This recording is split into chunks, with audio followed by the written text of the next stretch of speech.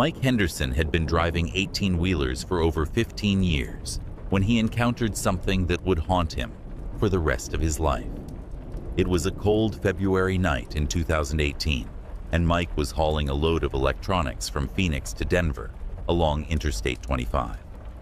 As an experienced night driver, he was used to the isolation, the endless stretches of dark highway, and the strange cast of characters that emerged after midnight. But nothing had prepared him for what happened during those terrifying hours between 2 a.m. and dawn. The trouble started just outside of Albuquerque, New Mexico. Mike had pulled into a truck stop to grab coffee and check his logbook when he noticed a beat-up white sedan parked in the shadows near the edge of the lot. The car itself wasn't unusual. Plenty of broke-down vehicles littered truck stops across America.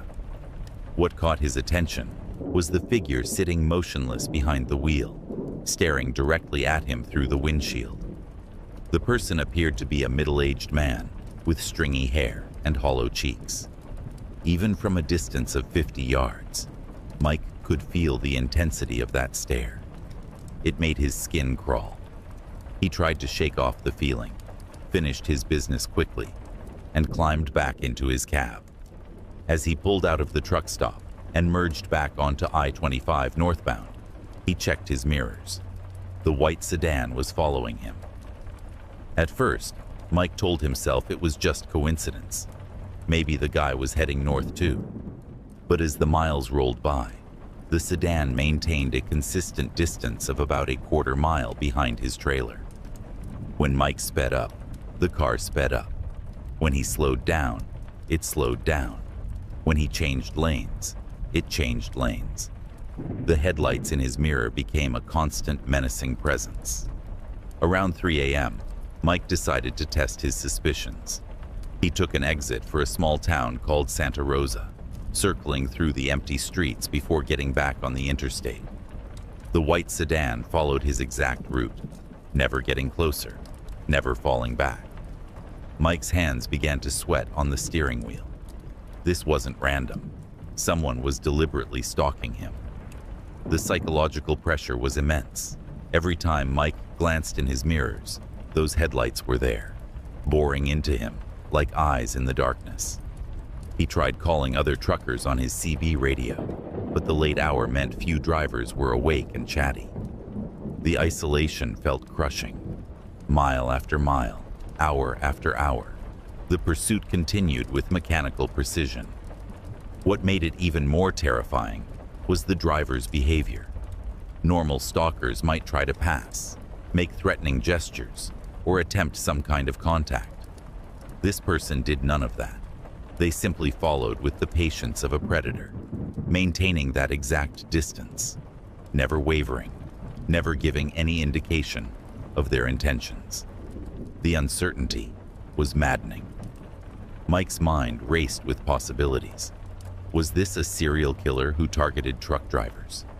He'd heard stories about highway killers who preyed on isolated drivers. Was it someone planning to rob him at a fuel stop? Or was it something even worse? Maybe the beginning of an elaborate trap involving multiple vehicles. By 4 a.m., Mike was fighting panic. His coffee had gone cold, his radio crackled with static, and those headlights remained fixed in his mirrors like glowing eyes. He considered calling 911, but what would he tell them? That someone was driving behind him on a public highway? Police dealt with real crimes, not paranoid truckers spooked by traffic. Then something changed. As they approached the Colorado border, the sedan began to close the distance. Slowly, methodically, it crept closer to Mike's trailer. A quarter mile became 500 yards, then 300 yards, then 200. Mike's heart hammered in his chest. After hours of maintaining perfect distance, why was the stalker suddenly getting closer? The answer came when Mike spotted a rest area ahead. As he passed the exit, he watched in his mirror as the white sedan took the off-ramp and disappeared into the darkness. Relief flooded through Mike's body like a physical wave. The nightmare was over, but it wasn't over. 3 weeks later, Mike was running the same Phoenix to Denver route. Different load, different night, but the same stretch of I-25. Around 2:30 a.m., just south of Albuquerque, a familiar sight appeared in his mirrors. A white sedan, maintaining that same precise quarter-mile distance. The same hollow-faced driver, the same methodical stalking behavior. This time, Mike was ready. He had his phone charged and 911 on speed dial. But again, the sedan followed for hours, without making any threatening moves, disappeared at the Colorado border, and left Mike questioning his own sanity. What kind of person spent entire nights following random truck drivers? What was the point? The third encounter happened a month later. Same route, same time, same white sedan. By now, Mike had done research. He'd contacted other drivers, posted on trucking forums, and even reached out to state police. What he discovered chilled him to the bone. Mike wasn't the only victim. Over the course of 2017 and 2018, at least 7 other truck drivers reported being followed by a white sedan on I-25 through New Mexico. Always the same stretch of highway. Always between 2 a.m. and 6 a.m. Always the same behavior pattern. Methodical following, perfect distance maintenance, disappearance at the Colorado border. But there was more. 2 drivers reported that after their encounters, they'd discovered their personal information, home addresses, family members' names, work schedules, had been researched and compiled by someone. One driver found evidence that someone had been watching his house. Another discovered that his wife had been followed to work. The implications were terrifying. This wasn't random highway harassment.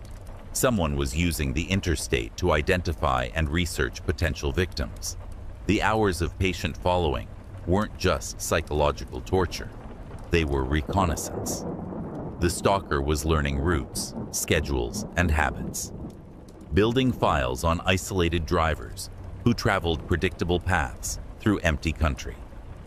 Mike never found out who was behind the wheel of that white sedan. Despite reports to multiple law enforcement agencies, the stalker was never caught. The encounters simply stopped in late 2018, as mysteriously as they had begun.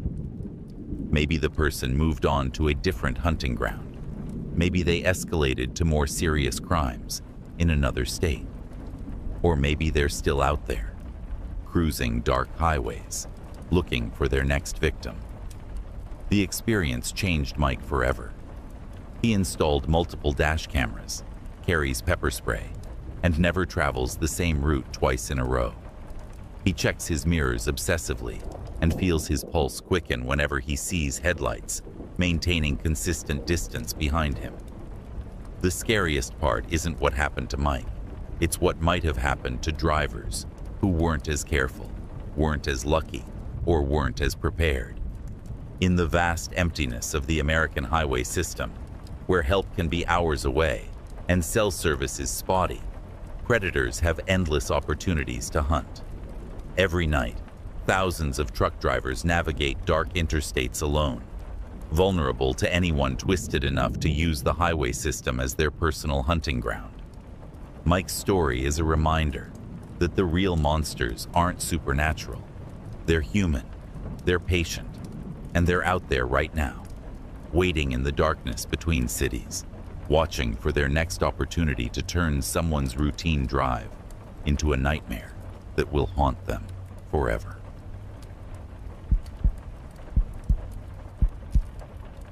Tommy Rodriguez had been hauling freight across the Midwest for 12 years when he discovered the frequency that changed everything.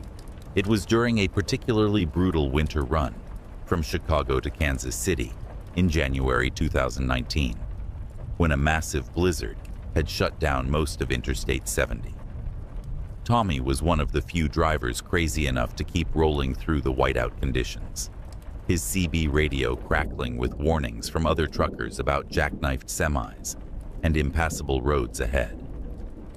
Around 3 a.m., somewhere in the middle of nowhere, Missouri, Tommy's CB started acting up. The usual chatter from other drivers faded into static, replaced by an eerie silence that seemed to press against his eardrums. He fiddled with the dial, trying to find a clear channel, when he stumbled across something that made his blood run cold. At first, it sounded like children singing, a soft, haunting melody that seemed to drift through the static, like voices from another world. But as Tommy listened more carefully, he realized it wasn't singing at all. It was crying.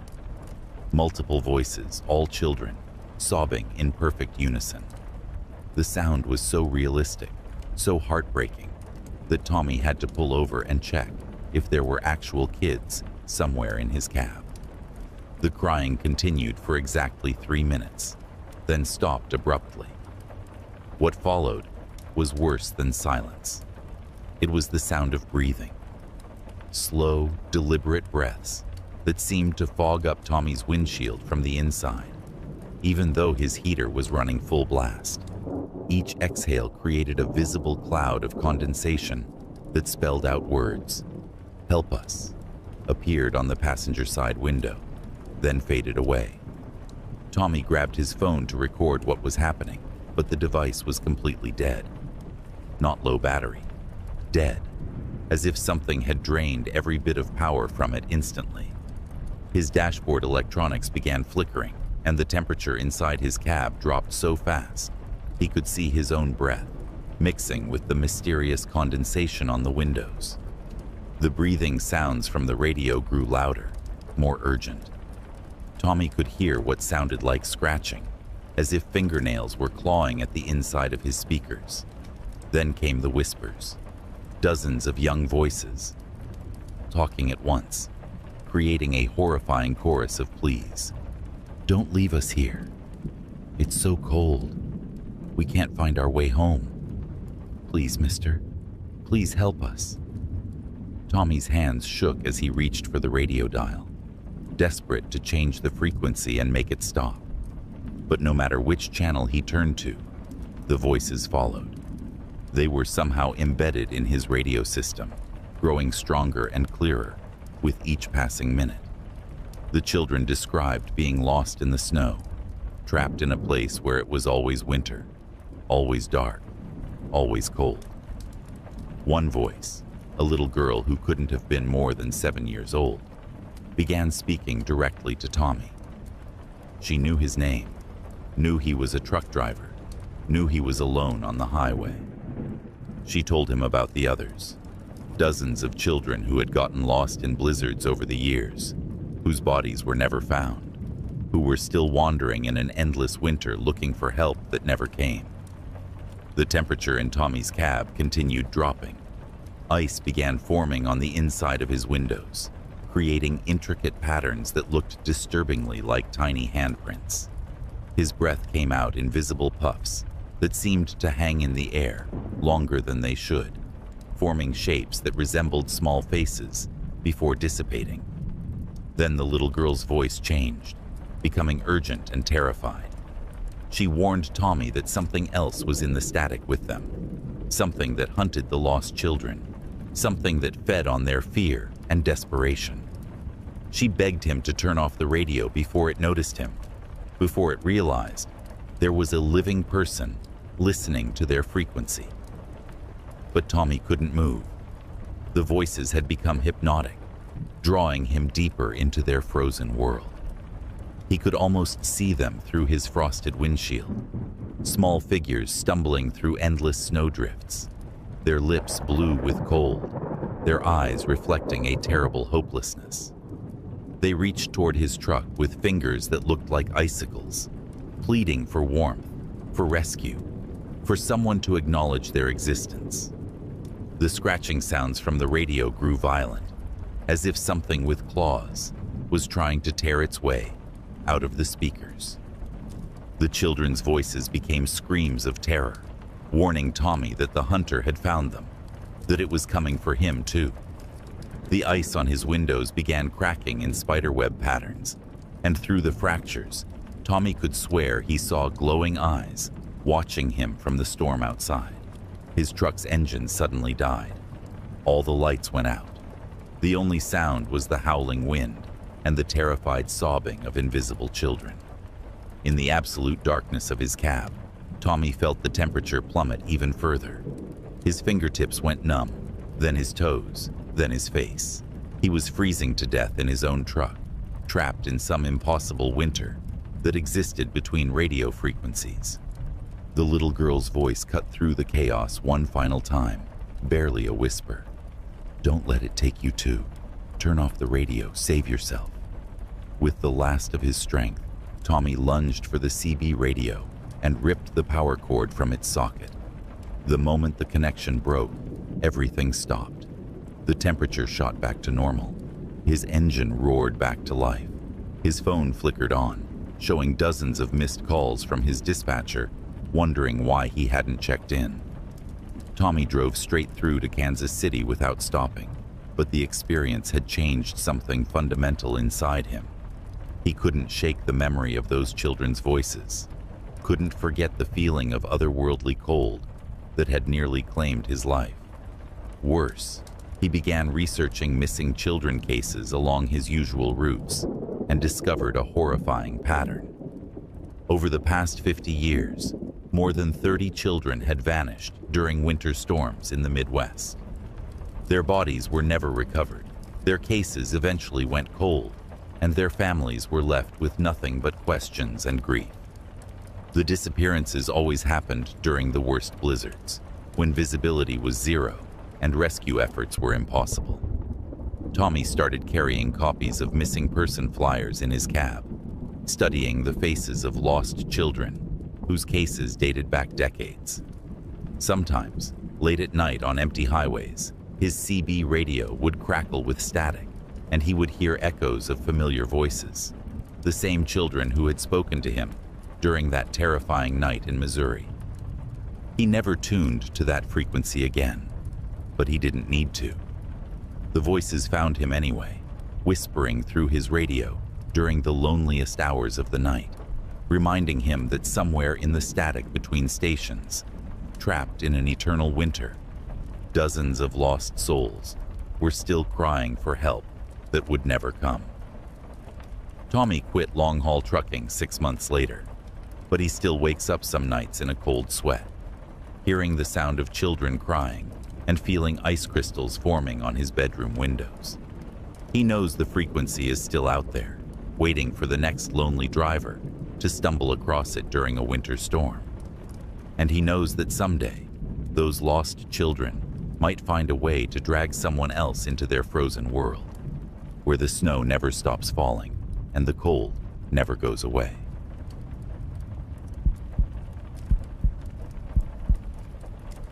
Danny Walsh thought he knew every inch of Interstate 80 from Sacramento to Reno. He'd been running that route twice a week for 8 years, hauling produce from California's Central Valley to Nevada's casinos and restaurants. The highway was as familiar to him as his own driveway. Every curve, every hill, every mile marker between the Pacific coast and the desert. That's why what happened on a foggy October night in 2020 shook him to his core. It started around 2 a.m. as Danny was climbing through the Sierra Nevada mountains. A thick fog had rolled in, reducing visibility to maybe 20 feet in front of his headlights. The kind of soup that made experienced drivers slow to a crawl and pray they didn't rear-end someone who'd stopped in the roadway. Danny had his hazard lights flashing and was creeping along at about 25 when he saw the mile marker, mile 187. The problem was, mile 187 didn't exist on this stretch of I-80. Danny knew the numbering system by heart. Mile 186 was just before the Cisco Grove exit, and mile 188 was near the Soda Springs turnoff. There was no mile 187. There had never been a mile 187. But there it was, glowing white in his headlights, standing exactly where it shouldn't be. Danny slowed even further, squinting through the fog to make sure he wasn't seeing things. The sign looked identical to every other mile marker on the interstate. Same green background, Same white lettering, same reflective coating, except it marked a mile that couldn't possibly exist. As Danny passed the impossible marker, something changed. The fog seemed to thicken around his truck, becoming so dense that his headlights barely penetrated 5 feet ahead. The familiar sounds of the highway, the rumble of his diesel engine, the whir of his tires on asphalt, became muffled and distant, as if he were driving underwater. Then he saw the hitchhiker. A figure stood on the shoulder, thumb extended, completely motionless in the swirling fog. Danny's headlights swept across the person as he passed, but the fog made it impossible to make out any details. Just a vague human shape that seemed to absorb light rather than reflect it. In 8 years of night driving, Danny had seen plenty of hitchhikers, but none that stood so perfectly still, like a statue waiting by the roadside. A quarter-mile later, he saw another one. Same pose, same unnatural stillness, same light-absorbing quality. Then another, and another. Soon, Danny was passing hitchhikers every few hundred yards, all identical in their motionless stance, all equally invisible, except for their basic human silhouette. The fog began playing tricks with distance and perspective. Danny felt like he'd been driving for hours, but his odometer showed he'd only covered 3 miles since passing the impossible mile 187. The road seemed to stretch endlessly ahead, each curve revealing more fog, more hitchhikers, more impossible geography that shouldn't exist. His CB radio crackled with static, then went dead. His GPS showed a blank screen with the message, "Location not found." Even his truck's built-in navigation system seemed confused, displaying question marks where the highway number should be. It was as if he'd driven off the edge of the mapped world into some place that existed between the official mile markers. The hitchhikers began to change. Instead of standing motionless, they started turning their heads to track Danny's truck as he passed. He couldn't see their faces through the fog, but he could feel their attention, like cold fingers pressed against his spine. Some of them took a step toward the roadway as his headlights approached, as if considering whether to walk directly into his path. Danny tried to radio for help, switching between CB channels and emergency frequencies, but every channel produced the same result: dead silence broken only by occasional bursts of static that sounded disturbingly like whispered voices. The words were too distorted to understand, but the tone was unmistakably urgent, as if dozens of people were trying to warn him about something terrible approaching. Mile 187.5 appeared in his headlights. Then, mile 187.7. Then, mile 187.9. Danny realized with growing horror that he was trapped in a single mile of highway that had somehow been stretched into an endless loop. The mile markers were counting up in fractions, as if distance itself had become elastic and strange. The hitchhikers were getting bolder. Some now stood directly on the center line, forcing Danny to swerve around them. Others walked alongside his truck, keeping pace despite his vehicle's speed, their footsteps somehow audible over the engine noise. When Danny looked in his mirrors, he could see them following behind his trailer, a growing procession of shadowy figures that emerged from and disappeared back into the fog.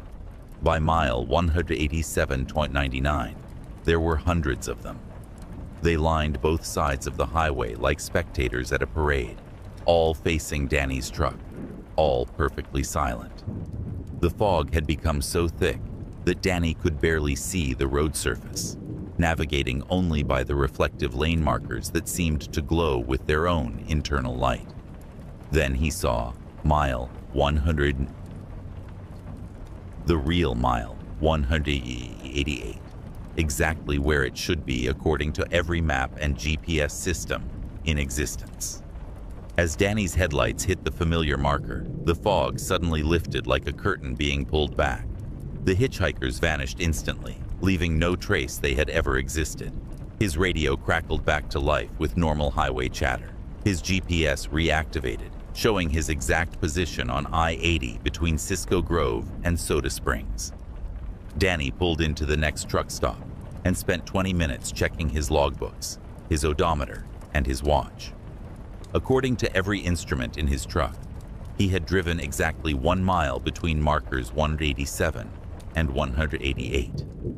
The trip had taken precisely 2 minutes and 37 seconds, normal time for that stretch of highway at reduced speed. But Danny knew he had experienced something impossible. He had been trapped for what felt like hours in a mile of road that officially didn't exist, surrounded by figures that shouldn't have been there, driving through fog so thick it seemed supernatural. He researched the area when he got home, looking for accidents, disappearances, or historical anomalies that might explain what he'd experienced. What he found chilled him more than the encounter itself. Over the past 30 years, 7 drivers had reported similar experiences on that exact stretch of I-80, always during heavy fog, always involving impossible mile markers and mysterious hitchhikers, always lasting exactly 1 mile before returning to normal highway. 3 of those drivers had disappeared entirely. Their trucks were found abandoned at truck stops or rest areas, engines still running, logbooks showing they had simply stopped mid-route for no apparent reason. The drivers were never seen again, as if they had walked away from their lives and vanished into the fog. Danny still drives I-80, but he takes a different route when the weather forecast calls for fog in the mountains. He's heard other truckers whisper about mile 187 on CB radio late at night, stories of drivers who got lost between the markers, who picked up hitchhikers that weren't quite human, who found themselves driving the same mile over and over until they either escaped or became part of whatever haunted that impossible stretch of highway. Sometimes, on clear nights when the stars are bright and the road is empty, Danny thinks he can still see them in his peripheral vision. Figures standing by the roadside, thumbs extended, waiting patiently for the next driver to get lost in the fog and discover the mile marker that doesn't exist on any official map, but shows up exactly when you need it least.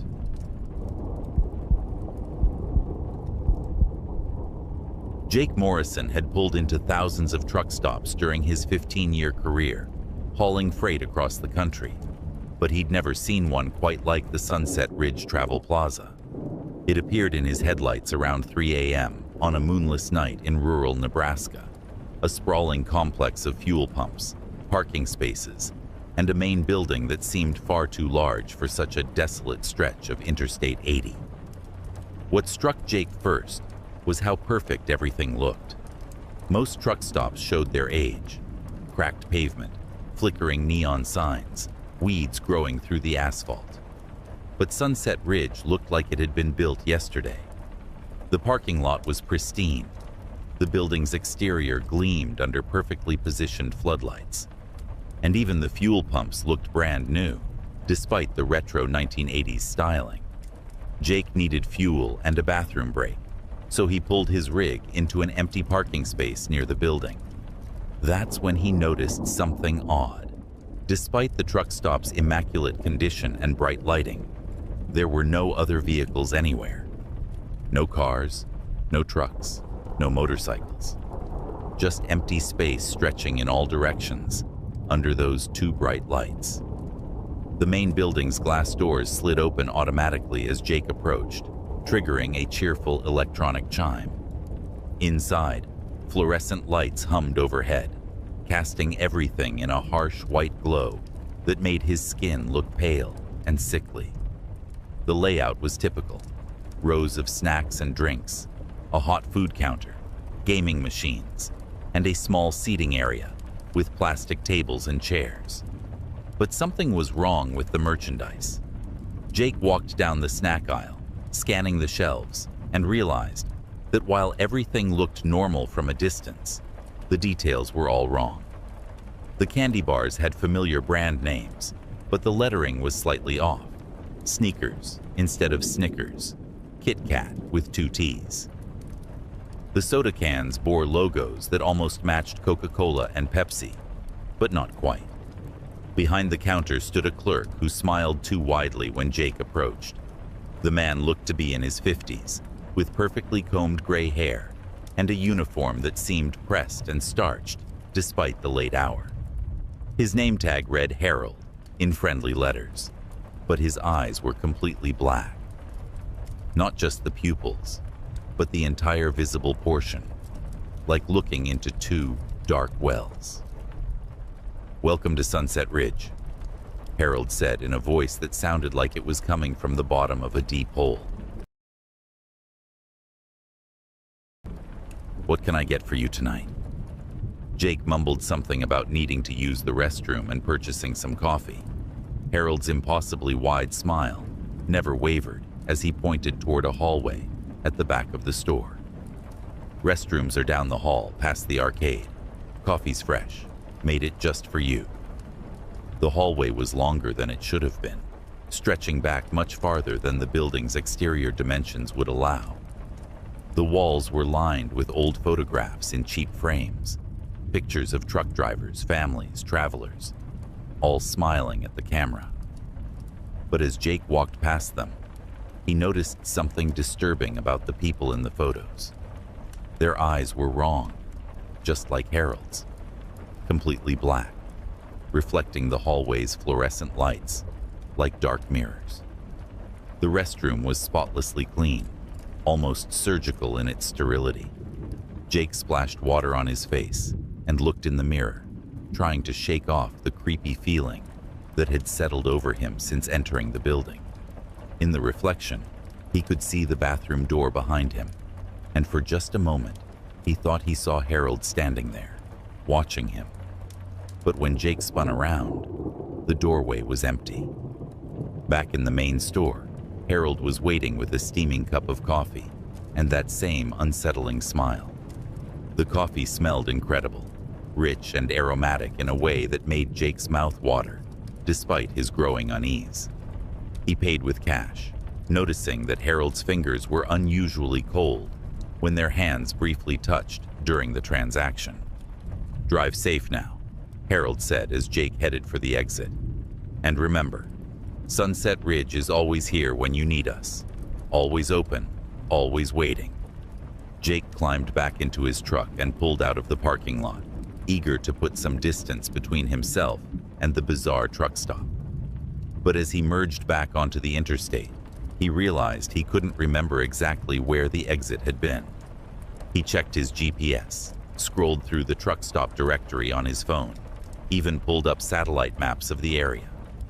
There was no Sunset Ridge Travel Plaza anywhere along this stretch of I-80. 3 hours later, Jake pulled into a legitimate truck stop in Iowa for his mandatory rest break. He mentioned Sunset Ridge to another driver, describing the strange clerk and the too perfect facility. The other trucker, an older man named Carl, went pale. "You went inside?" Carl asked, his voice barely a whisper. "Jesus, son, you're lucky to be alive." Carl told Jake about the stories that circulated among long-haul drivers, whispered conversations on CB radio during the loneliest hours of the night. Stories about truck stops that appeared when drivers were exhausted, desperate, or lost. Places that looked perfect on the surface, but were actually something else entirely, something that fed on travelers who stopped for food, fuel, or rest. According to Carl, drivers who stayed too long at these phantom truck stops were never seen again. Their trucks would be found abandoned on remote stretches of highway, fuel tanks empty, logbooks showing impossible mileage readings. Security cameras at real truck stops sometimes caught footage of missing drivers walking into facilities that didn't exist, following clerks with black eyes into buildings that were bigger inside than outside. "The coffee," Carl said urgently. "Please tell me you didn't drink the coffee." Jake's blood turned to ice. He had drunk the coffee. nearly the entire cup during his drive to Iowa. It had been the best coffee he'd ever tasted, so rich and satisfying that he'd drained it without thinking. Now, hours later, he realized he felt strange. Not sick exactly, but different. Hollow. Like something inside him had been scooped out and replaced with emptiness. Over the following weeks, Jake tried to return to his normal routine, but the encounter at Sunset Ridge had changed him in ways he couldn't explain. Food had no taste. Sleep brought no rest. He felt constantly hungry, but could never satisfy the craving, no matter how much he ate. Worst of all, he found himself searching for the truck stop during every night run, scanning the horizon for those two bright lights and that perfect parking lot. Other drivers began to avoid Jake. They said he looked wrong somehow. Thinner, despite eating constantly. Paler despite spending his days in the sun. And his eyes had developed a strange quality that made people uncomfortable. Jake caught his reflection in truck stop mirrors and understood their fear. His eyes were changing, growing darker around the edges, as if something was slowly consuming them from within. The craving grew stronger each night. Jake would find himself taking detours down unfamiliar roads, following half-remembered exit signs, searching for a truck stop that existed somewhere between the official highway maps and the dark spaces that hungry things called home. He knew that when he finally found Sunset Ridge again, and he would find it because it was calling to him now, Harold would be waiting with that too wide smile and another cup of perfect coffee. Jake's truck was found 3 months later on a lonely stretch of Nebraska highway, engine still running, fuel tank mysteriously empty, despite being filled just hours before. His logbook showed he had traveled 847 miles that night, but his GPS indicated he had never left the truck stop where he'd started his shift. Security cameras captured footage of Jake walking into a brightly lit building that appeared to be a truck stop, following a man in a pressed uniform toward a coffee counter that glowed like an altar under fluorescent lights. The building vanished from the footage 60 seconds later, leaving only empty highway and the distant glow of Jake's abandoned truck. But drivers still report seeing Sunset Ridge on moonless nights when the highway stretches endlessly ahead and the fuel gauge shows empty and the coffee craving becomes too strong to resist. They see the perfect parking lot, the two bright lights, and Harold standing behind the counter with his black eyes and impossible smile, waiting patiently for the next traveler who needs to stop. Just for a moment, just for some coffee, just long enough to feed the thing that lives in the spaces between real places and makes truck stops appear when hungry drivers need them most.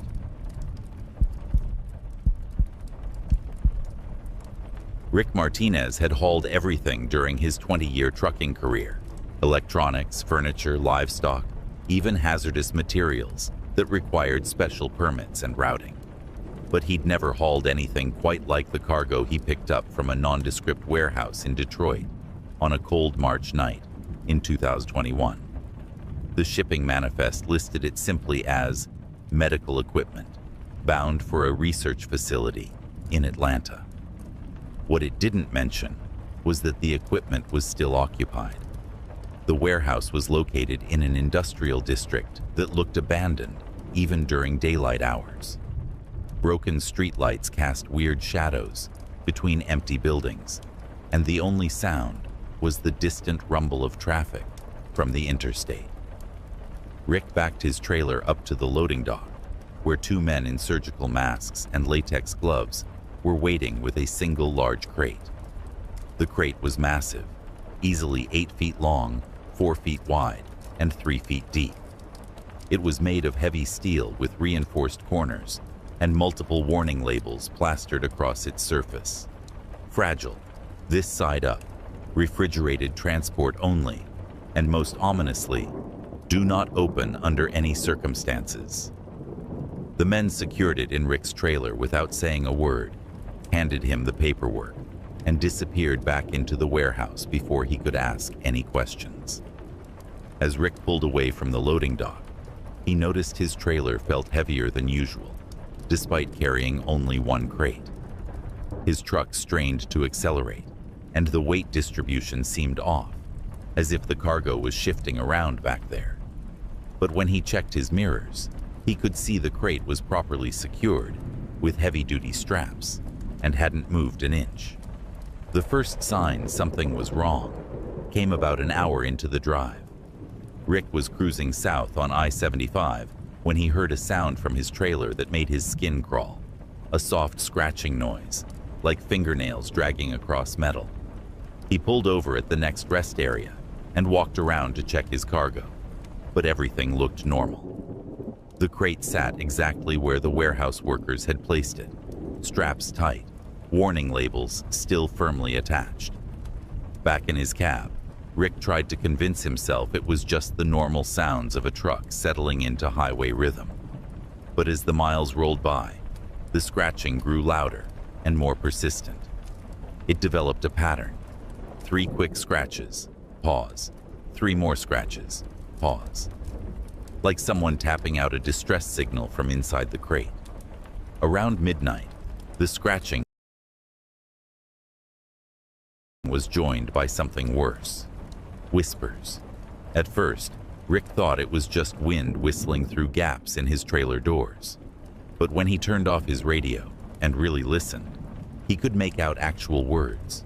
Muffled voices speaking in what sounded like different languages, all talking at once, creating a disturbing chorus of pleas and warnings that seemed to emanate from the steel crate. Rick pulled into a truck stop outside of Cincinnati and called the number on his shipping manifest. The line was disconnected. He tried the backup contact. Another dead number. Even the address for the research facility in Atlanta turned out to be bogus when he looked it up online. He was hauling an unknown cargo for a company that didn't seem to exist, bound for a destination that wasn't real. The voices from the trailer grew stronger, while Rick sat in the truck stop parking lot, trying to figure out what to do. He could hear them clearly now through the cab's rear wall, dozens of people speaking in frightened, urgent tones.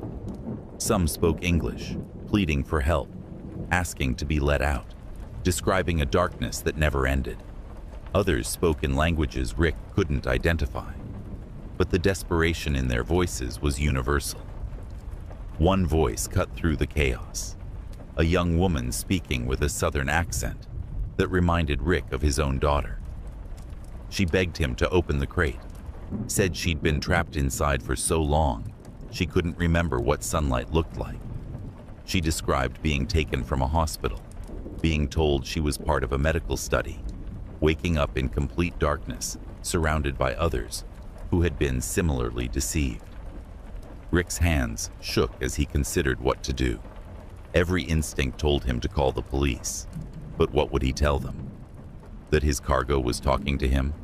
That he was hearing voices from inside a sealed medical container? They'd think he was having a breakdown or hallucinating from too many hours on the road. As the night wore on, the voices became more insistent. They told Rick about the others who had tried to transport them, drivers who had gone insane listening to the constant pleas for help, who had eventually opened the crate only to find something far worse than they'd imagined. The voices warned him about the research facility, described experiments that violated every principle of medical ethics, spoke of procedures that kept them conscious, but unable to move or scream. The temperature inside Rick's cab began dropping despite his heater running full blast. Frost formed on his windows in patterns that looked disturbingly like handprints pressed against glass. The voices grew clearer, more distinct, as if whatever barrier separated them from the outside world was weakening. Rick could hear individual stories now. A construction worker who'd been in an accident, a homeless woman who'd accepted what she thought was free medical care, a college student who'd volunteered for what seemed like a routine study. By dawn, Rick couldn't take it anymore. The voices had been talking to him all night, telling him their names, their stories, begging him to set them free from whatever nightmare they'd been trapped in. He pulled into an abandoned truck stop and walked back to his trailer with a crowbar, determined to see what was really inside the crate. The lock was heavy-duty, but Rick's crowbar made quick work of it. As the steel lid creaked open, the voices suddenly stopped. Complete silence fell over the trailer, broken only by the sound of Rick's own terrified breathing. Inside the crate was a thick layer of dry ice, creating clouds of vapor that obscured his vision. As the fog cleared, Rick saw what looked like medical equipment: tubes, wires, monitoring devices, and life support systems. But the equipment was connected to something that made Rick's mind reel with horror. Human forms, dozens of them, suspended in some kind of preservative solution, their bodies connected to machines that kept them alive, but unaware. Their eyes were open, but vacant, their mouths frozen in silent screams, their limbs positioned as if they'd been trying to claw their way out when the preservation process began. Rick stumbled backward, slamming the crate shut and securing it with trembling hands. But he could still hear them, not the preserved bodies, but something else, something that had been using their voices to communicate with him. Whatever intelligence lived in that crate had been pretending to be the victims, mimicking their pleas for help, to manipulate him into opening their prison. The real voices started then, inhuman sounds that seemed to come from the spaces between the bodies, hungry whispers that promised to show Rick things that would make him understand, that would make him want to join them in their preserved paradise. The crate began rocking back and forth despite its weight, straps straining against something that was trying to break free from inside. Rick drove straight to the nearest police station and turned himself in, babbling about illegal medical experiments and voices in his trailer. When the officers opened the crate, they found exactly what the manifest had promised: legitimate medical equipment being transported to a research facility in Atlanta. Brain scanners, heart monitors, surgical instruments, all properly documented and accounted for. But Rick knew what he had seen, what he had heard. The voices still whisper to him sometimes, late at night when he's trying to sleep in whatever psychiatric facility currently houses him. They tell him about the others who are out there, being transported in similar crates, calling out for help that will never come. They remind him that he could have joined them, could have found peace in their preserved darkness, could have stopped the terrible weight of consciousness that comes with being alive and aware. Other truckers report similar experiences now. Loads that whisper, cargo that pleads for freedom, shipments that seem to have a consciousness of their own.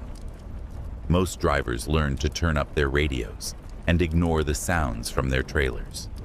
But some can't resist the voices, can't stop themselves from investigating what they're really hauling through the night.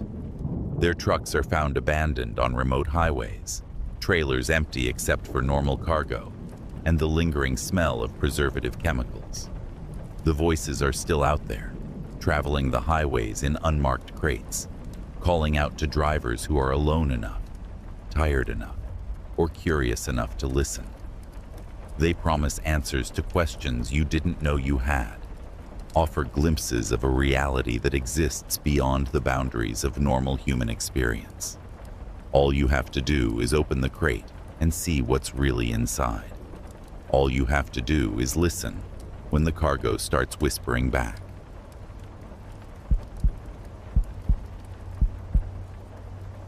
Bobby Fletcher had been adjusting truck mirrors for 18 years, but he'd never encountered anything like what happened during his run from Portland to Phoenix in November 2019. It started with a simple side mirror replacement at a sketchy truck repair shop outside of Bakersfield, the kind of place that stayed open all night and didn't ask too many questions about where you got your parts or how you paid for them. The old mirror had been vibrating loose for weeks, creating blind spots that made Bobby nervous on busy highways. When he spotted Midnight Auto Repair glowing under flickering neon signs, he pulled in despite the late hour. The mechanic who greeted him was a thin, greasy man with yellowed teeth who introduced himself only as Pete. He quoted a fair price for the mirror replacement and promised to have Bobby back on the road within an hour. Pete worked quickly in the harsh glare of floodlights, removing Bobby's damaged mirror and installing what looked like a standard replacement. But when Bobby climbed back into his cab and adjusted the new mirror, something immediately felt wrong. The reflection was too clear, too sharp, showing details that shouldn't have been visible in the dim lighting of the repair shop parking lot. As Bobby pulled back onto Highway 99, he noticed the mirror seemed to reflect more than it should. While his other mirrors showed the expected view of his trailer and the road behind him, the new mirror revealed things that weren't there or shouldn't have been there. He caught glimpses of movement in shadows where no movement should exist, saw shapes darting between other vehicles that looked almost human, but moved in ways that defied physics. At first, Bobby convinced himself it was just his tired eyes playing tricks. Long-haul truckers were notorious for hallucinating after too many hours on the road, and Bobby had been driving for 14 straight hours.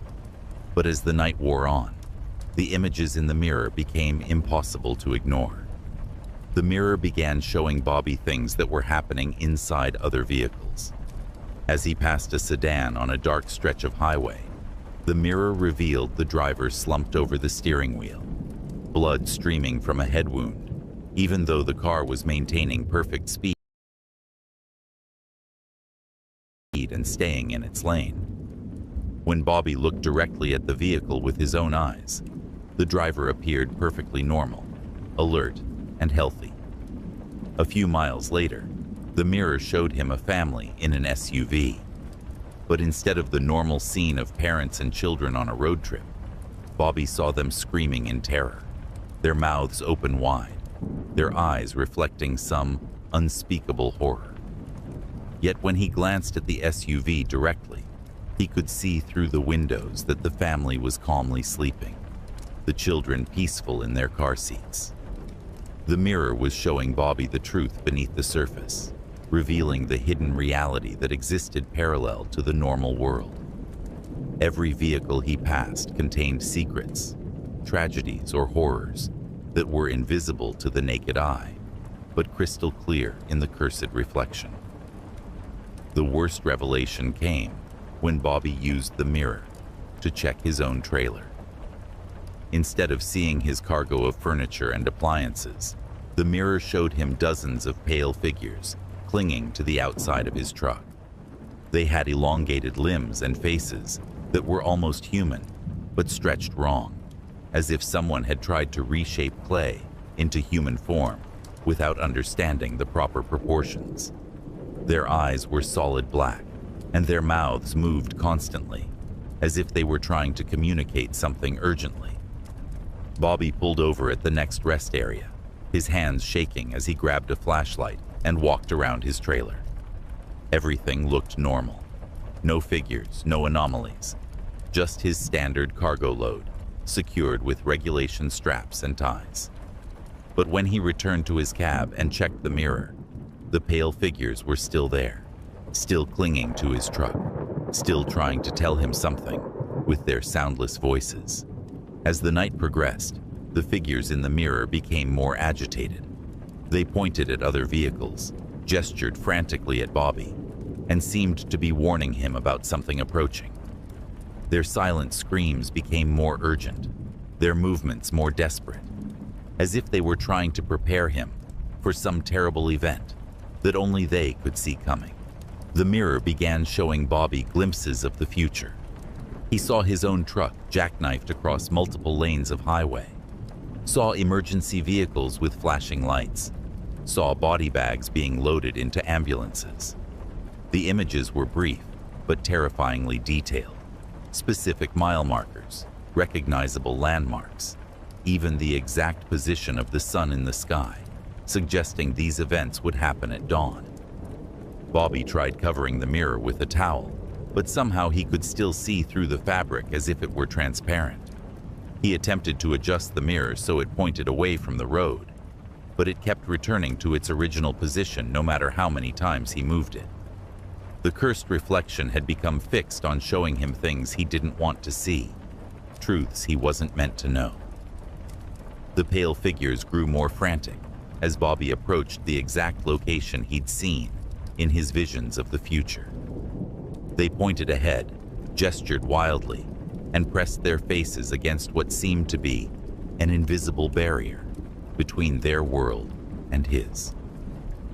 Through the mirror, Bobby could see that the highway ahead was littered with wreckage, twisted metal, scattered cargo, and emergency responders who moved with the slow, deliberate motions of people dealing with mass casualties.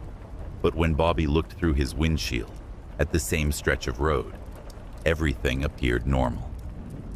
Early morning traffic flowed smoothly, the pavement was clear, and there were no signs of any accident. The mirror was showing him an event that hadn't happened yet, a future tragedy that was somehow approaching with inevitable certainty.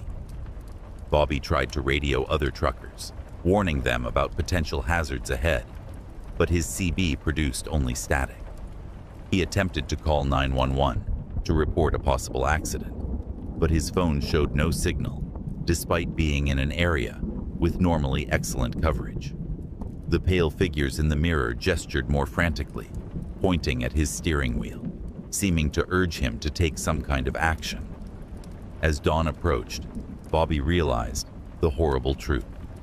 The mirror wasn't just showing him the future, it was showing him his role in creating it. The accident he'd seen would be caused by his own actions, by decisions he would make in the next few minutes. The pale figures weren't trying to warn him about someone else's tragedy. They were trying to prevent him from becoming the cause of it. Bobby pulled his truck to the shoulder and sat there as other vehicles passed by, their drivers unaware of the catastrophe that hung in the balance. In the mirror, he could see the pale figures nodding approvingly, their frantic gestures calming to gentle encouragement. By choosing not to drive forward, by refusing to play his part in the predetermined tragedy, Bobby had somehow changed the future the mirror had shown him. But the mirror's curse wasn't finished with him.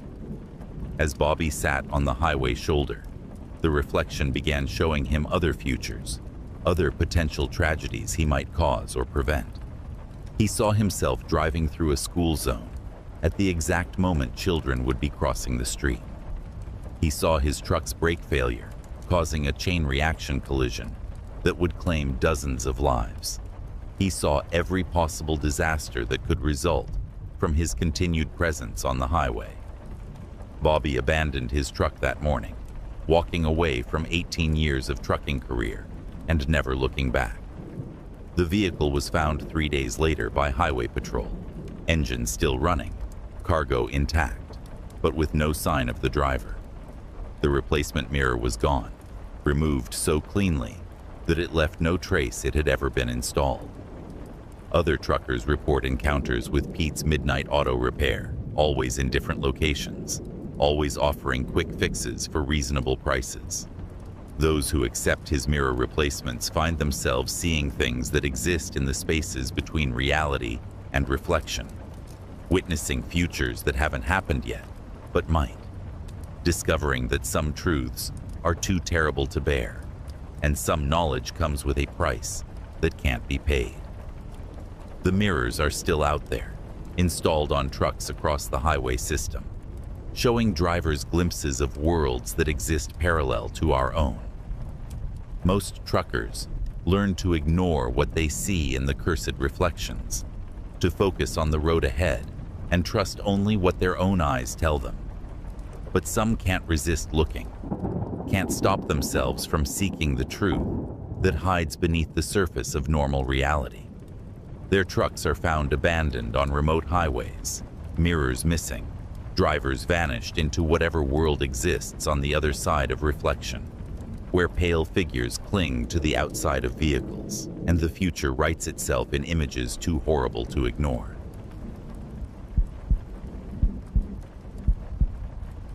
Dave Kowalski thought he knew every way station between Chicago and Denver after 12 years of hauling machinery across the Midwest. Department of Transportation scales were just part of the job. Routine stops where officials checked your weight, your logbooks, and your equipment before waving you back onto the highway.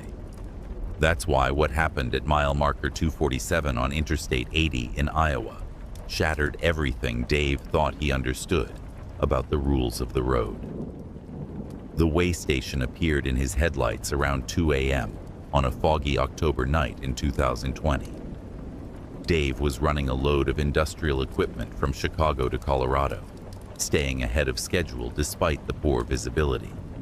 The electronic sign read, "All trucks must enter," in the familiar orange letters, so Dave downshifted and guided his rig onto the scale platform. But something was immediately wrong with this way station. The building looked decades older than any DOT facility Dave had ever seen. Weathered brick walls, small windows with bars across them, and a chimney that leaked black smoke into the night sky. The scale itself was massive, far larger than necessary for weighing trucks, with strange symbols carved into the concrete platform around the edges. A figure emerged from the building wearing what looked like a DOT uniform, but the clothing seemed old-fashioned, as if it had been tailored in the 1950s. The inspector was a tall, gaunt man with pale skin and eyes that reflected the way station's floodlights like an animal's. His name tag read, Inspector Morrison, but the letters seemed to shift and blur whenever Dave tried to focus on them. "Evening, driver," Morrison said in a voice that echoed strangely, as if he were speaking from inside a deep well. "Please, step out of your vehicle for inspection. We need to check more than just your cargo tonight." Dave climbed down from his cab, paperwork in hand, but Morrison wasn't interested in his logbooks or bills of lading. Instead, the inspector walked slowly around Dave's truck, running his fingers along the trailer's surface and occasionally pressing his ear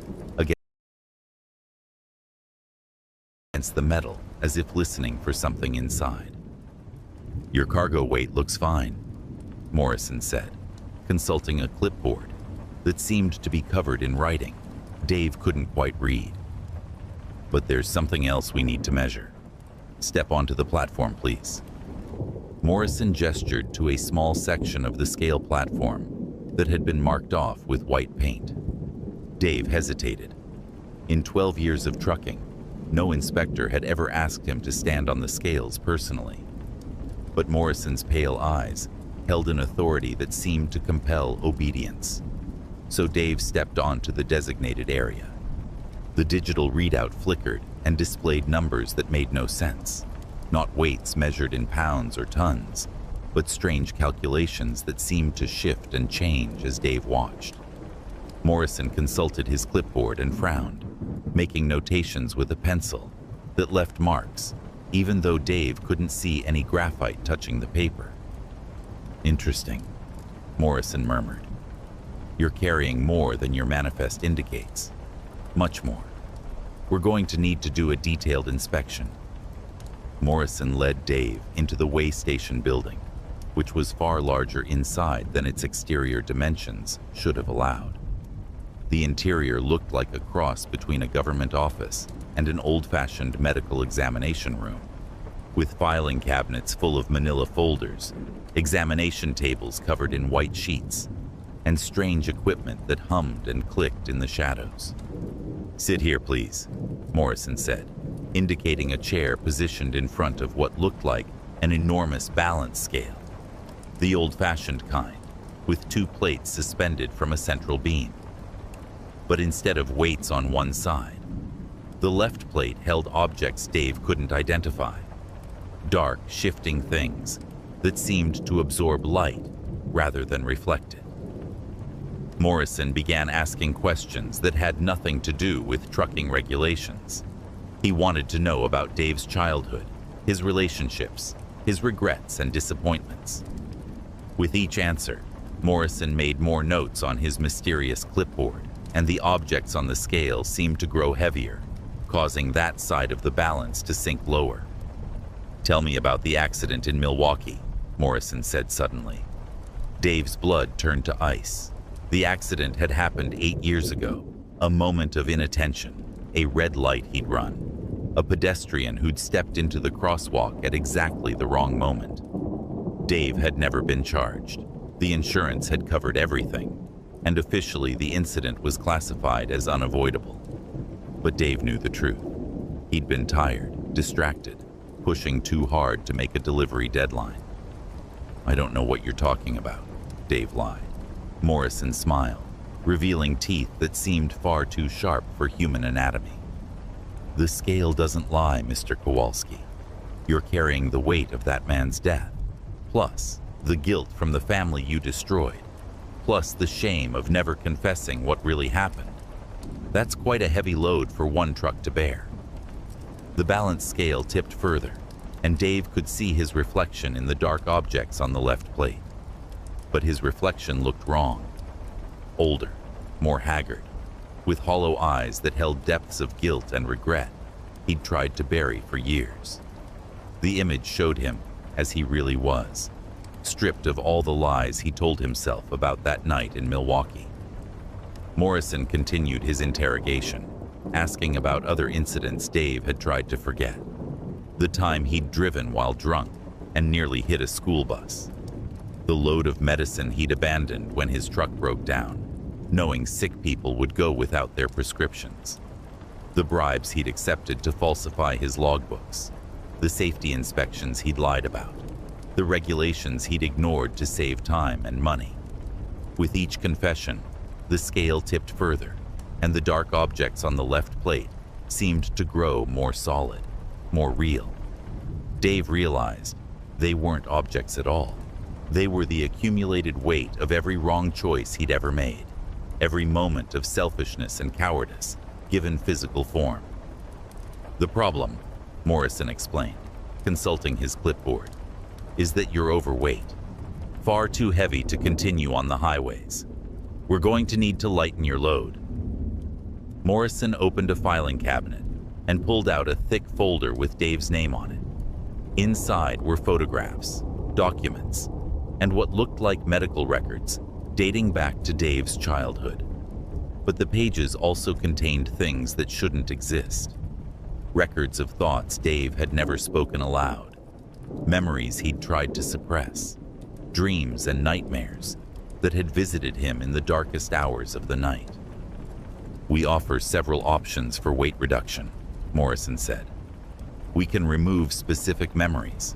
The accident, for instance, could be completely erased from your mind. Or we can transfer the guilt to someone else, perhaps a family member who's never done anything wrong. The most popular option is complete personality restructuring. We keep your body and your trucking skills, but replace everything else with a cleaner, more efficient model." Dave realized with growing horror that this wasn't a normal way station. It was some kind of supernatural processing center where the moral weight of souls was measured and adjusted. The other files in Morrison's cabinet contained the names of thousands of drivers who had passed through this facility, all of them carrying loads too heavy for normal highways to bear. "What happens if I refuse?" Dave asked. Morrison's smile grew wider, showing more of those impossibly sharp teeth. "Then you continue carrying your current load, but it will keep getting heavier.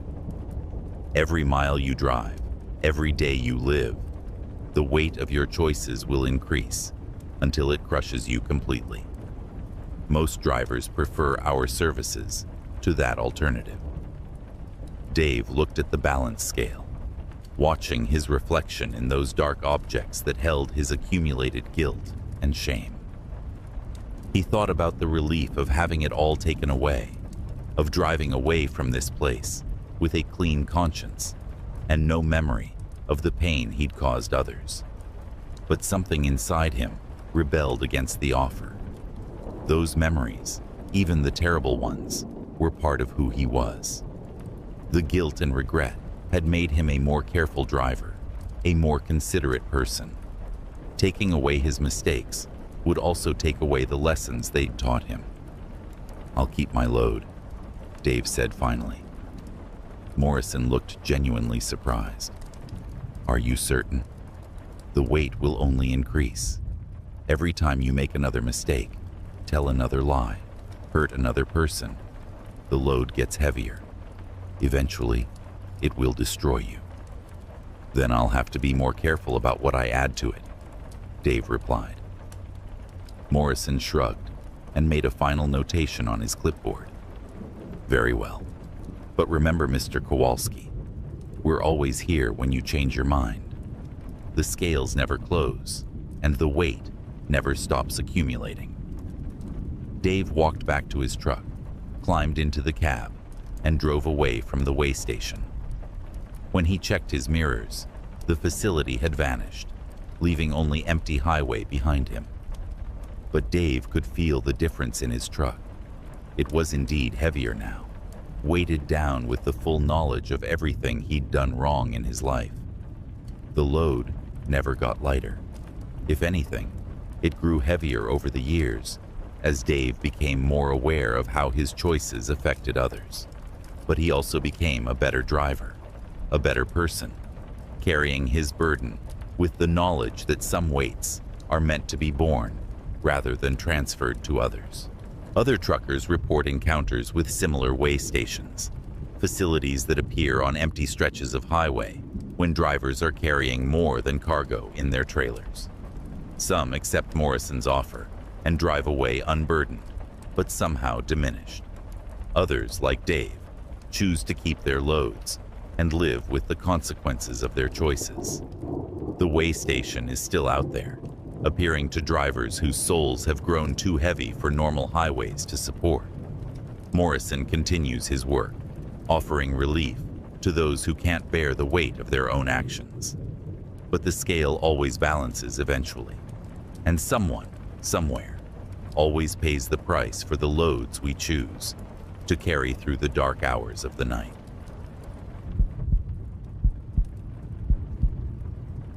Marcus Williams had owned his Peterbilt 379 for 6 years when he bought the used sleeper berth from a truck salvage yard outside Memphis.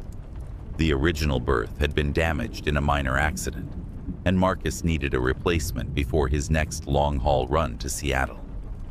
The salvage yard owner, a nervous man with twitching hands, sold him the unit for half the usual price and seemed eager to get it off his lot.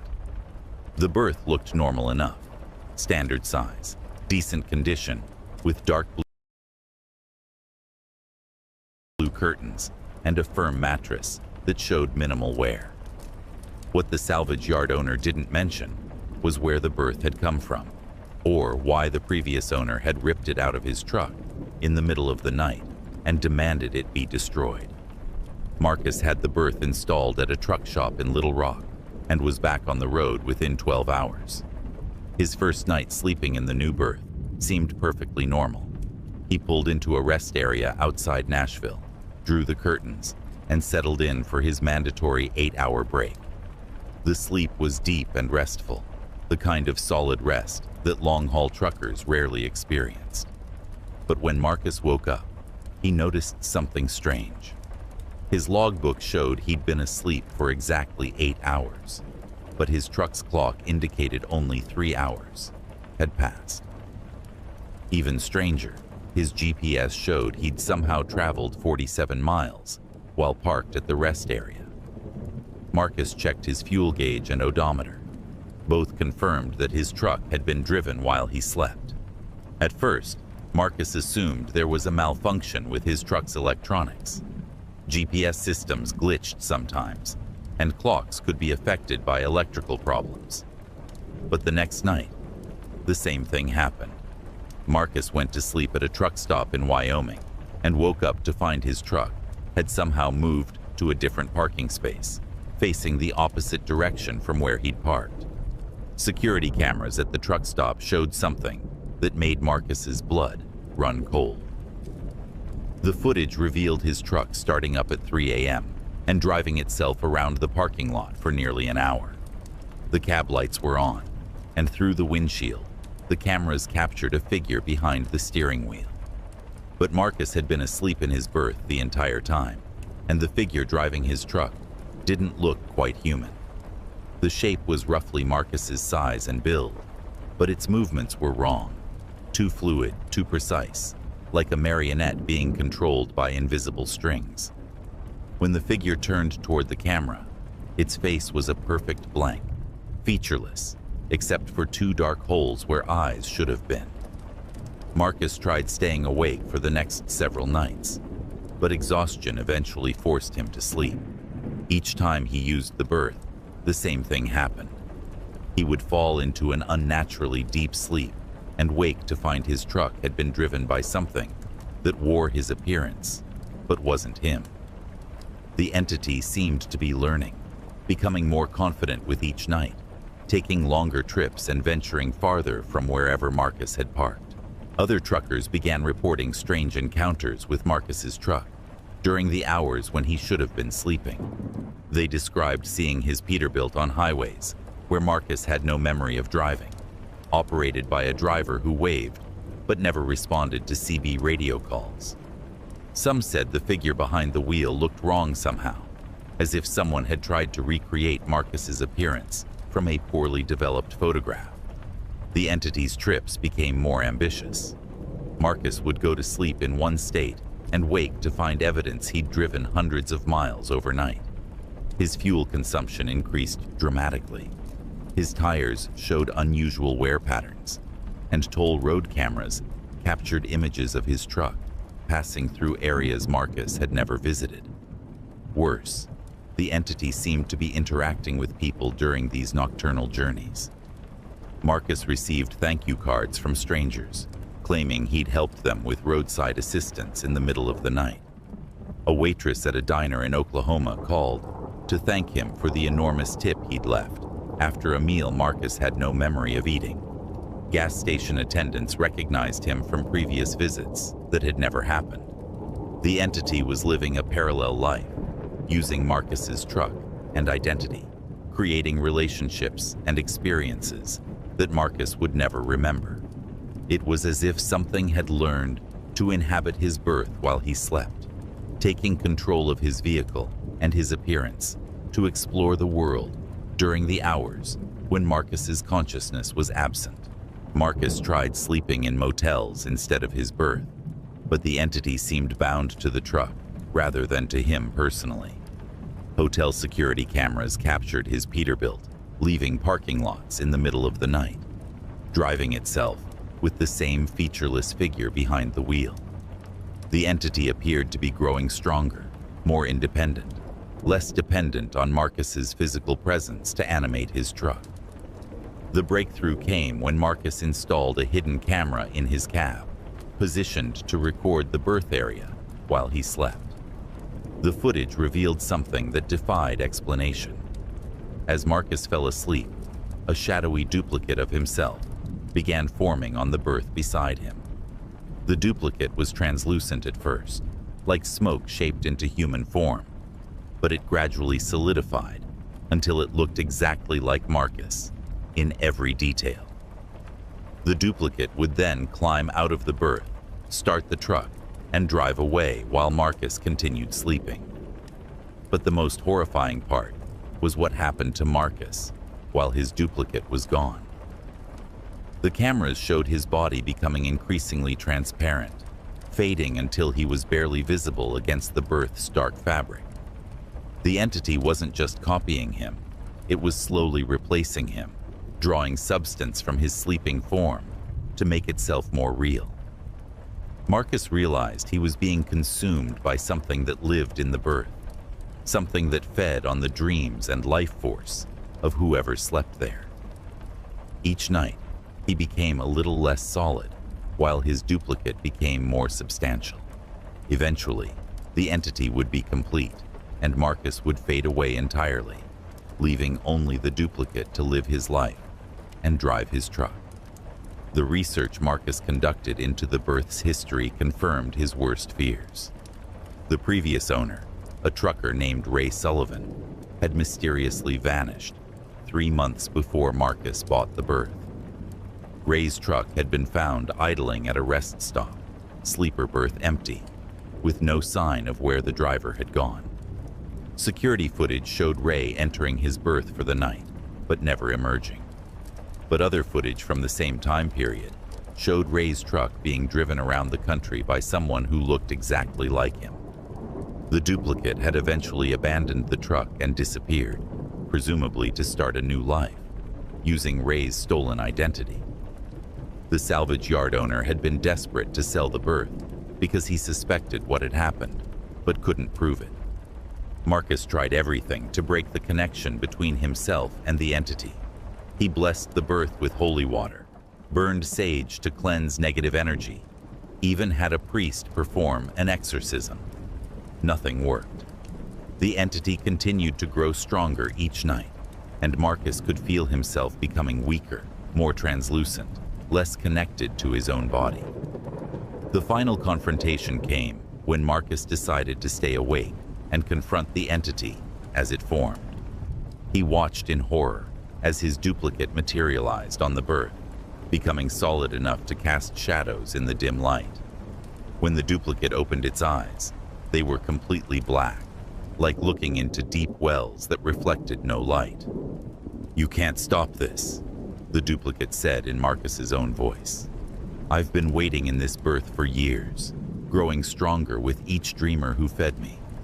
Soon I'll have enough substance to exist independently, and you'll just be a memory that fades with the morning light." Marcus tried to fight the entity, but his hands passed through it like smoke. The duplicate laughed and explained that Marcus was already more ghost than man, too faded to affect the physical world. The entity had been stealing pieces of Marcus's essence each night, using them to build itself into a perfect replacement. Marcus's truck was found 3 weeks later at a rest stop in Montana, engine running, Birth empty except for a faint outline on the mattress that looked vaguely human. The new owner of Marcus's identity has been spotted at truck stops across the country, living Marcus's life better than Marcus ever did, charming other drivers with stories of adventures Marcus never had. The Birth was sold again to another unsuspecting trucker, and the cycle continues. Somewhere on the highways of America, the sleeper Birth that dreams alone is waiting for its next victim, ready to slowly consume another driver's essence while they sleep, creating perfect duplicates that walk away with stolen lives, while the originals fade into nothing more than impressions on a mattress where dreams go to die and nightmares are born.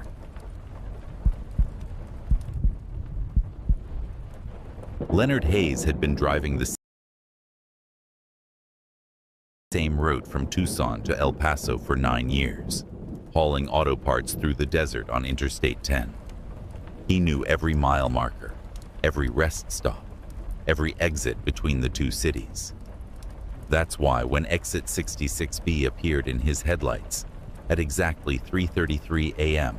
on a moonless night in August 2021, Leonard knew something was fundamentally wrong with the world. The exit wasn't on any map.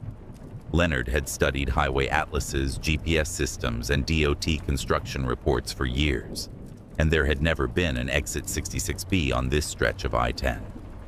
The regular exits were numbered 65, 67, and 69. There was no 66 of any kind, let alone a 66B.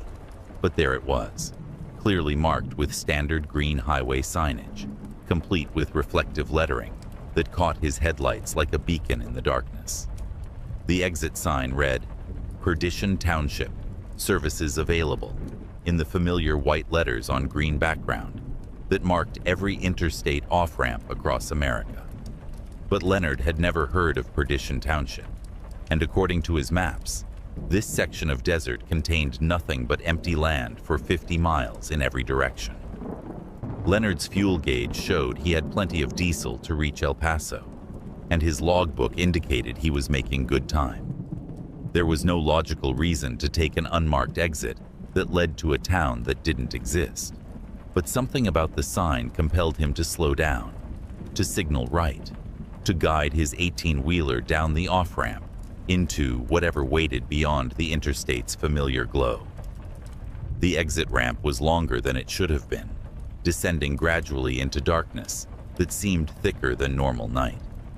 Leonard's headlights penetrated only a few yards ahead, as if the darkness itself was absorbing the light. The pavement beneath his wheels felt different too, rougher, older, as if this road had been built decades before the modern interstate system. At the bottom of the ramp, Leonard found a stop sign that looked hand-painted rather than manufactured. Beyond it stretched a two-lane road that disappeared into blackness so complete it seemed solid. No streetlights, no building lights, no signs of civilization except for a weathered wooden sign that read, "Perdition Township, population 0, in faded white paint. Leonard should have turned around then, should have climbed back onto the interstate and pretended he'd never seen the impossible exit. But truck drivers are curious by nature, and the mystery of this hidden town pulled at him like a fishing line hooked in his brain. He shifted into first gear and rolled forward into the darkness. The road through Perdition Township was paved but cracked, with weeds growing through the asphalt in patterns that looked almost deliberate. Leonard's headlights revealed buildings on both sides of the street. Houses, shops, a gas station, even what looked like a small church with a crooked steeple. But every structure was dark, empty, abandoned for so long that nature had begun to reclaim them. What made Leonard's skin crawl was how perfectly preserved everything looked, despite the obvious abandonment. The buildings showed no signs of vandalism, fire damage, or structural collapse. Windows were intact, doors hung straight on their hinges, and paint looked fresh, despite the deep silence that suggested no one had lived here for years. Leonard parked his truck in front of what appeared to be a general store and climbed down from his cab. The silence was absolute. No wind, no insects, no distant traffic sounds from the interstate. Even his footsteps seemed muffled, as if the air itself was too thick to carry sound properly. The general store's front door was unlocked. Inside, Leonard found shelves stocked with merchandise that looked normal at first glance, but wrong upon closer inspection. Canned goods bore familiar brand names with slight variations. Campbell's soap instead of soup, Coca-Cola instead of Coca-Cola. Newspapers on a rack were dated from various years, but all showed the same headline: Residents report strange dreams. Investigation continues. Behind the counter, Leonard found a guest register book that made his blood run cold. The pages were filled with names, dates, and signatures of people who had apparently visited Perdition Township over the past several decades. But the dates were impossible. Some entries were from the future, others from years before the town could have existed, and many were written in handwriting that seemed to shift and change as Leonard watched. Leonard Hayes had been driving the same route from Tucson to El Paso for 9 years, hauling auto parts through the desert on Interstate 10. He knew every mile marker, every rest stop, every exit between the two cities. That's why when exit 66B appeared in his headlights at exactly 3:33 a.m. on a moonless night in August 2021, Leonard knew something was fundamentally wrong with the world. The exit wasn't on any map. Leonard had studied highway atlases, GPS systems, and DOT construction reports for years, and there had never been an exit 66B on this stretch of I-10. The regular exits were numbered 65, 67, and 69. There was no 66 of any kind, let alone a 66B. But there it was, clearly marked with standard green highway signage, complete with reflective lettering that caught his headlights like a beacon in the darkness. The exit sign read, Perdition Township, services available, in the familiar white letters on green background that marked every interstate off-ramp across America.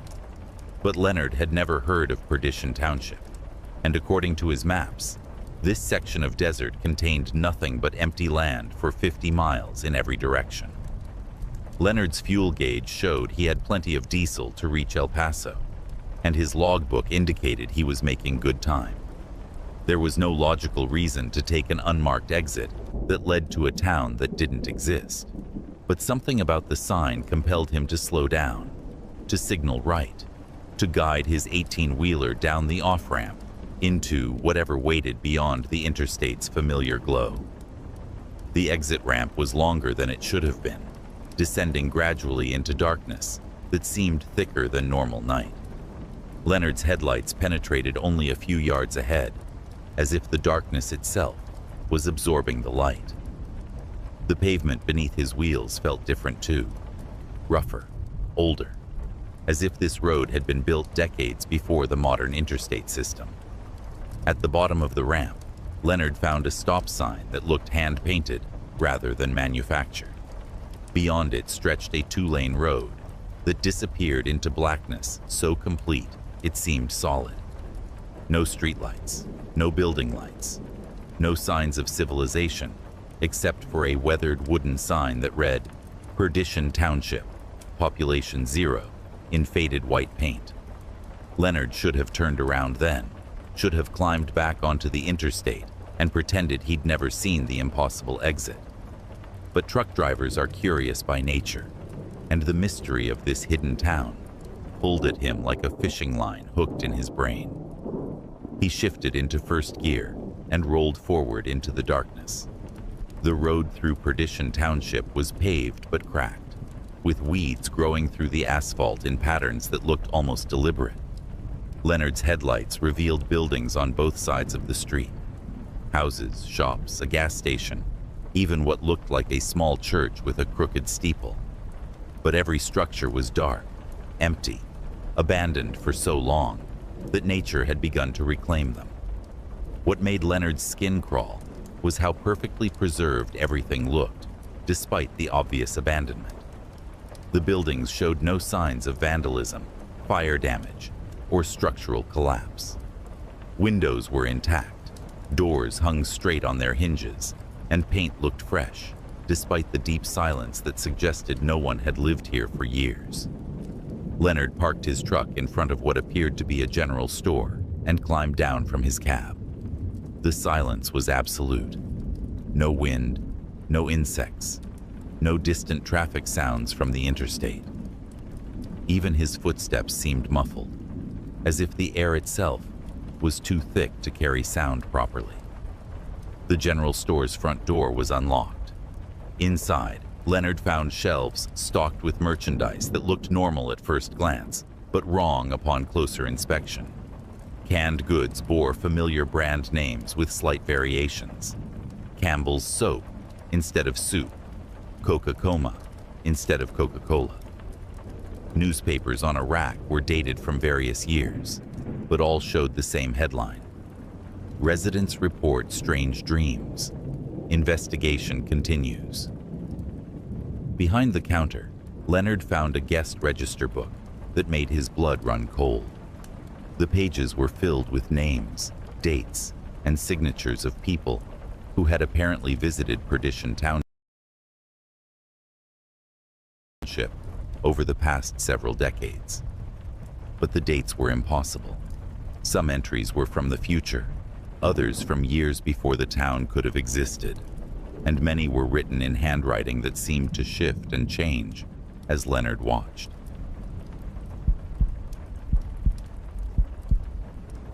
Eddie Castellanos had hauled every type of freight imaginable during his 16 years on the road, but nothing had prepared him for the shipment he picked up from a funeral home in Savannah, Georgia, on a humid September night in 2022. The manifest listed it as mortuary equipment bound for a cemetery in New Orleans, and the funeral director who met Eddie at the loading dock was oddly insistent that the delivery be made before dawn. The cargo consisted of 6 ornate wooden caskets, each one crafted from dark mahogany, with brass fittings that gleamed under the loading dock's fluorescent lights.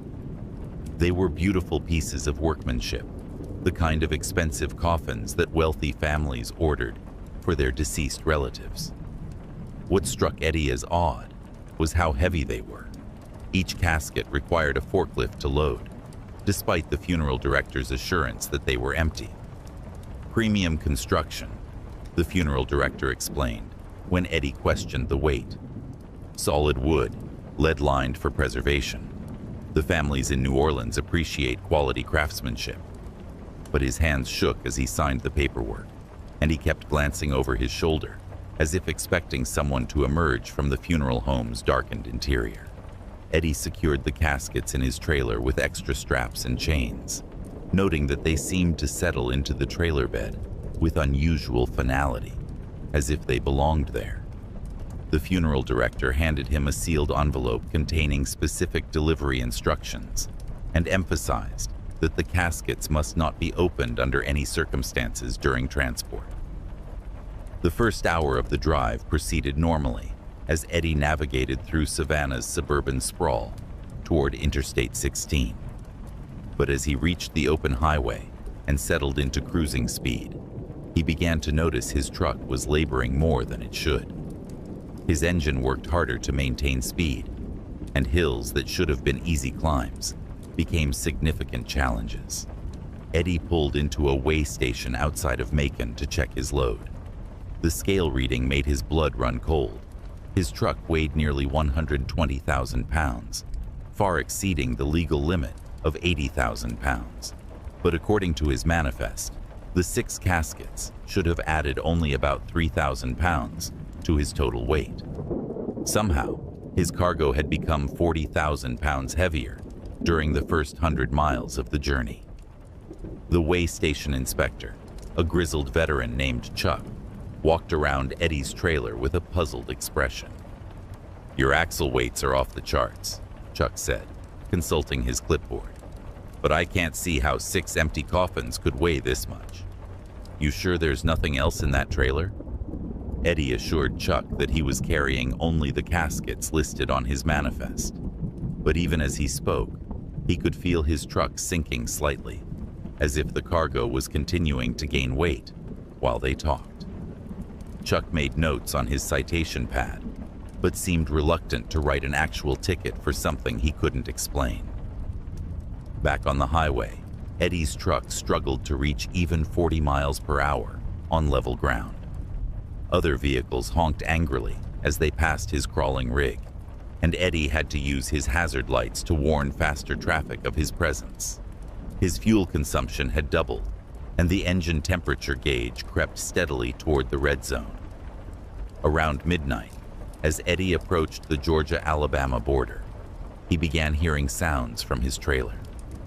At first, it was just creaking and settling noises that could be explained by the excessive weight shifting during turns and stops.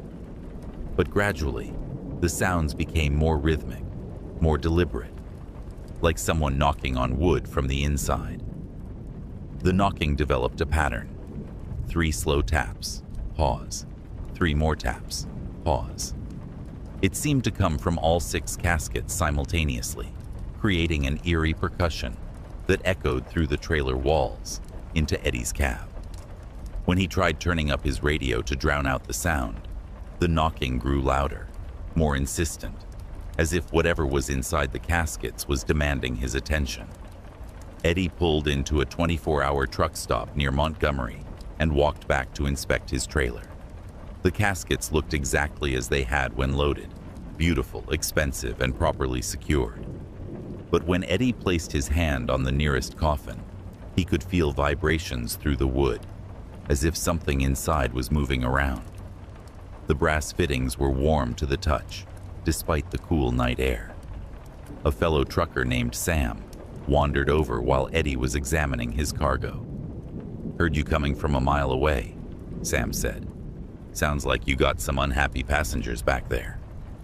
When Eddie explained about the weight problems and the mysterious sounds, Sam's expression grew serious. "I've heard stories about shipments like this," Sam said quietly. "Coffins that get heavier the farther you haul them.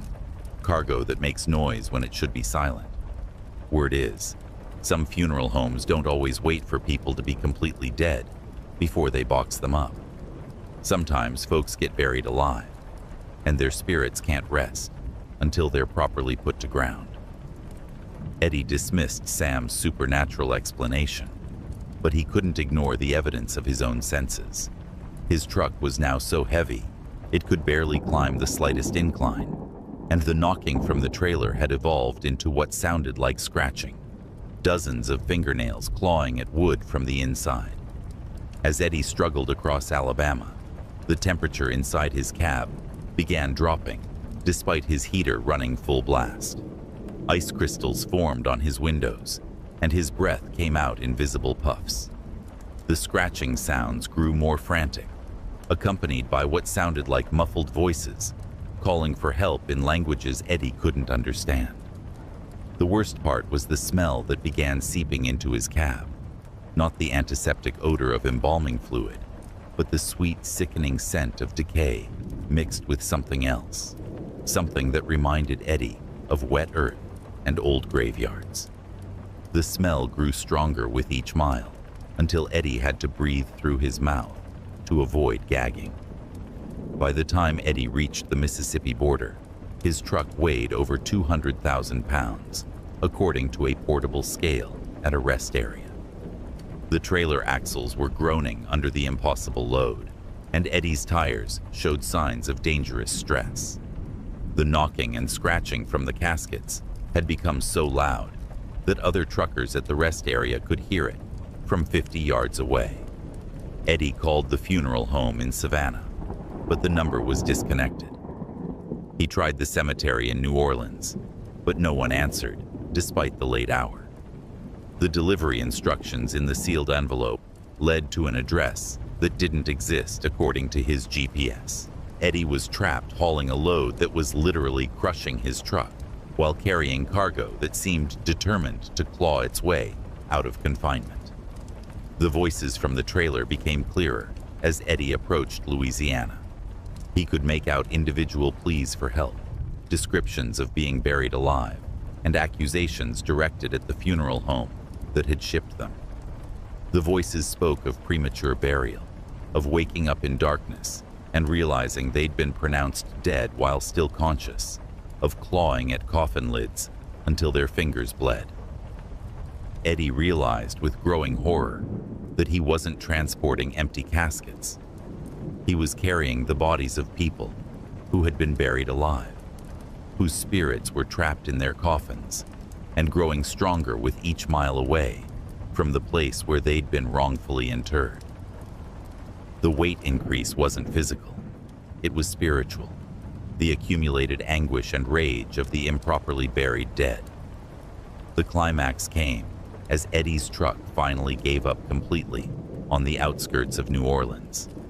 The engine seized, the trailer axles snapped, and the entire rig collapsed under the impossible weight of his cargo. As Eddie crawled from the wreckage, he could hear the caskets splitting open behind him, releasing decades of accumulated suffering into the Louisiana night. 6 figures emerged from the destroyed trailer, not zombies or ghosts, but something far more terrible. They were the spiritual essence of people who had died in agony, who had been buried before their time, whose rage had fermented in wooden boxes until it became something that could affect the physical world.